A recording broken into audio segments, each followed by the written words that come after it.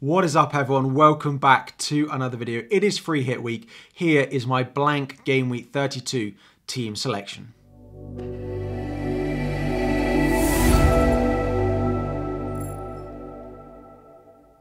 Welcome back to another video, everyone. FPL Harry here, and today it is my game week 32, blank game week 32 team selection. We're going to have a look at that free hit. That is right. Since last time, I have decided that I'm definitely going to be playing my free hit going into game week 32. Haven't actually made any transfers yet, but it's going to happen. I've got drafts on the go, got potential moves that I want to make. There isn't that much money we need to spend, but it's going to be active. Before we dive into the video, we're going to try and hit 1,000 likes on the video. Let me know how you got on in the final couple of games that went on, the Liverpool versus Leeds game. Let me know your overall score in game week 31 now that it's fully over. But let's dive in and let's have a look at that game week for me.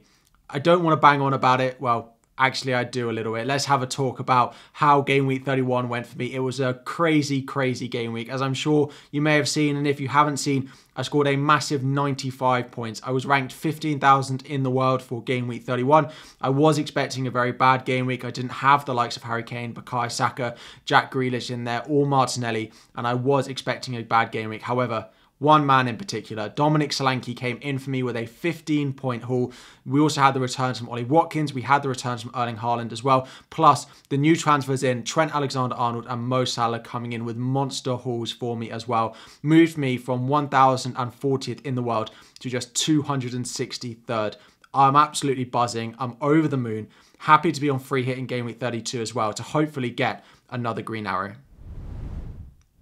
So there isn't that much to talk about in this team selection about potential transfers, who I'm going to sell, who I'm going to potentially buy, because it's free hit week. I'm going to be free hitting, so let's just take you through my draft. It's very similar to the draft that I posted yesterday, but there are a couple of small changes that I've made, and we're getting pretty close. Of course, there will be a deadline stream on Friday evening where I lock in my final draft, potentially some early Arsenal team news, which is why I don't think I can lock in my team before then, but I think we're pretty much there. It stays with Johnson in goal. I do think Crystal Palace at home to Everton is one of the best chances of a clean sheet. Plus, with the attackers I've gone with, I don't have the slot for an Arsenal defender. I don't have the slot for a second Liverpool defender as well, which means picking defenders this week is quite difficult to do. I have gone with Johnson in goal. I did consider Emi Martinez of Aston Villa as well. He looks like he has the potential to haul. However, if he was at home to Brentford, I think I would own him. However, going away to Brentford and Tony do score goals at home, so I think the clean sheet isn't necessarily nailed there. We do have an Aston Villa defender in here in Alex Moreno, a big differential this week for anyone on free hit. I think he's worth considering if you are looking for a defender. The attacking threat is really good. Maybe the clean sheet potential isn't quite as high as we'd want, but again, I think it's quite difficult to pick the clean sheet potential. Dominic Calvert-Lewin looks like he's back in training for Everton, which means the Crystal Palace clean sheet is maybe slightly more hard to come by, which is why I've gone away from the double Crystal Palace defense that I did originally have. Moreno's attacking threat is really good. Happy with him, and I think Aston Villa will win that game. We've got Trent Alexander-Arnold in here. Again, no doubt that he's going to be in there. The form he's showing playing in that midfield role, it's a no-brainer to have him. He's also a captaincy consideration. If he keeps a clean sheet and gets an assist, for example, that's already a massive haul. However, I think the Liverpool attackers could also do really well. So Trent is in here. He's not my captain. He's not my vice-captain either, but so happy to have him.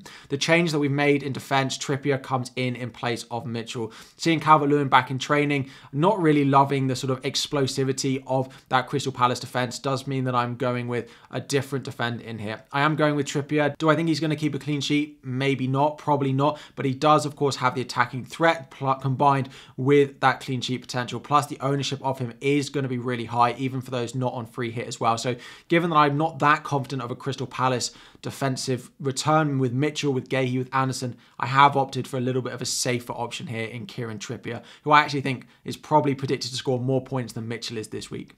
Moving into my powerful midfield four, it is Gakpo, Salah, Martinelli and Bukayo Saka. We've gone with a double Arsenal midfield. Again, Martinelli is locked in. He's probably one of the top players I think you should be owning if you are on free hit this week. The way he looks linking up with Jesus or Trossard, basically anyone that's not Eddie Nketiah, he looks really good. A lot of the Arsenal attack is going down that left-hand side, and with Zinchenko looking like he's back in training, I think that's only going to boost the output potentially of Martinelli even further. Bukayo Saka is in here. I do expect him to keep penalties. I don't love him. Actually, with the past couple of games, he looks quite isolated out on that right wing, but with penalties and with how good a player he is, it's completely plausible that he does come back and does get a big return in this one. So I have gone with Saka in here. Again, Mo Salah is in here. I think like Trent is a bit of a no-brainer that you'd be picking him. The form that Liverpool showed on Monday night, they are much better at home. They're playing Forest, who are not looking good at the moment, despite them needing points to try and fight off relegation. So Salah is in here. Again, no real doubt about that. The one that there might be a little bit more doubt about is I've gone with Cody Gakpo. The odds from the bookies of him scoring are really high, one of the best for this week, and the odds of him hauling as well with 2+ goals is also really good. His returns so far this season at home have been better away from home. Plus, I don't see Firmino being ready to start in the Premier League anytime soon. Gakpo did come off around 75 minutes as well, so I think he should be fine to start in that one, and I do think he could do really well. A goal from midfielder as well is a nice 5-point return, so happy that I've got him, and I don't trust that Liverpool left wing, whether it's Luis Diaz, whether it's Darwin, whether it's Jota. Of course, one of them could start centrally, but Gakpo's been so good, I think it's going to be him again through the middle. And then finally, up front, we haven't got Harry Kane in this one. Just didn't find that I really wanted him, looking at how high his ceiling is. And then plus, when I put Trippier into this draft, having Trippier and Harry Kane in the same draft didn't really make any sense to have both of them. So I decided to drop Harry Kane out of this, and we've gone with probably what is quite a template one. Ollie Watkins, there's no doubt about that, given that his form is incredible. Aston Villa's form is so good. Brentford at home are an okay team. They're defending mixed at the moment, but they are better at home, but still having Ollie Watkins in here. I do have Dom Solanke again. I'm going to look at the West Ham lineup on Thursday evening to see exactly how they line up, whether they rotate a lot, whether they don't, but I still think I want a little bit of Bournemouth in that fixture. And how can I turn down Dominic Solanke, who's just scored 15 points for me? Fully expecting a blank now, but once everyone's got him, it doesn't matter. It's when he's a 0.3% differential, that's when it really counts. But I promise I won't keep talking about Dominic Solanke unless he gets another 15-pointer this weekend.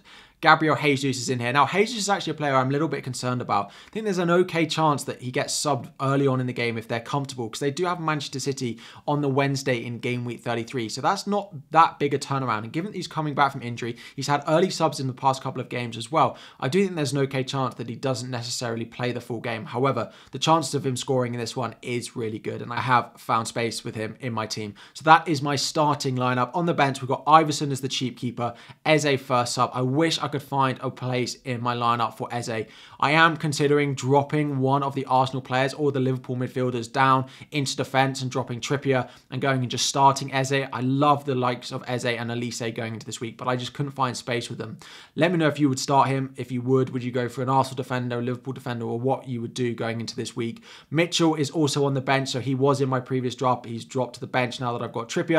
And then we have Castagna with Wolves at home as my last sub. Don't plan on getting any points off my bench from him. Hopefully not. Things will have gone really badly if I end up needing my third sub when I'm on my free hit. But this is my current draft. I think we're pretty much there with it. Let me know what you think, if you would change anything. Really hoping for a green arrow. If I could get inside the top 200 this week, that would be absolutely crazy.